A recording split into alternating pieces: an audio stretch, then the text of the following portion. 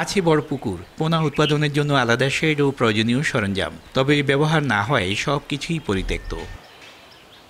সরকারিভাবে চাঁদপুরে একমাত্র মাছের পোনা উৎপাদন কেন্দ্রে নেই কোনো কর্মকর্তা।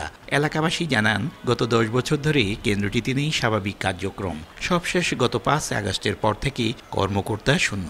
2 জন কর্মচারী থাকলেও গত 4 মাস বেতন ভাতা বন্ধ তাদের। এ কারণেই বন্ধ হয়ে গেছে পোনা উৎপাদন। স্থানীয় মৎস্য চাষিদের বাধ্য হয়ে পাশের জেলা থেকে বেশি খরচ করে রেনু কিনতে হচ্ছে। নষ্ট হচ্ছে পোনা উৎপাদন কেন্দ্রের যন্ত্রাংশ ও অবকাঠামো। সরকারিভাবে কোনো রেনুর আমরা সহযোগিতা পাই না।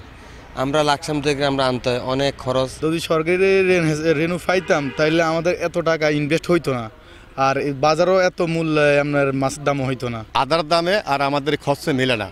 যে আমরা 130 টাকা যদি আমি ফাইকারি দিয়ে থাকে, তারপরে আমাদের মিলে না। এখন তো স্যার পাই না, 3 মাস ধরে 4 মাস পড়ছে। স্যারের পাওয়ারফুল দিয়ে দিত তাইলে স্যার বেতন করে দিল।